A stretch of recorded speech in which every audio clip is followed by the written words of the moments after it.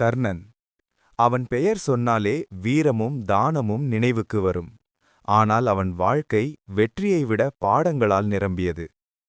சூரியன் போல ஒளிவிட்ட திறமை அவனுக்குள் இருந்தது. வில்லை கையில் எடுத்தால் இலக்கு தவறாது. ஆனால் பிறப்பின் காரணமாக அவன் பல முறை அவமதிக்கப்பட்டான். இருந்தாலும் அவன் தன் திறமையை மறைக்கவில்லை. உழைப்பால் உயர்வேன் என்ற நம்பிக்கையோடு பயிற்சியை தொடர்ந்தான்.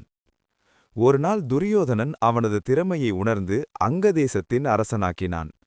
அந்த உதவி கர்ணனின் வாழ்க்கையில் பெரிய திருப்பம். நன்றியை உயிராக கொண்டவன் கர்ணன்.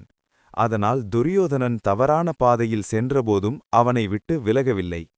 இதுவே அவன் வாழ்க்கையின் மிகப்பெரிய சிக்கல். கர்ணன் தானத்தில் தலைசிறந்தவன். கேட்டதை மறுக்காதவன்.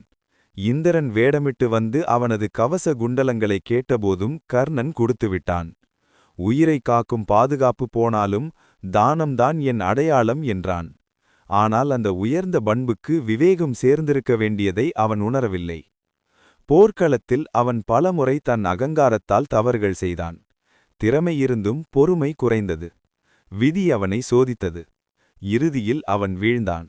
ஆனால் வீழ்ச்சியிலும் அவன் மனிதநேயத்தை இழக்கவில்லை. கர்ணன் இறந்து பின்தான் உலகம் உணர்ந்தது.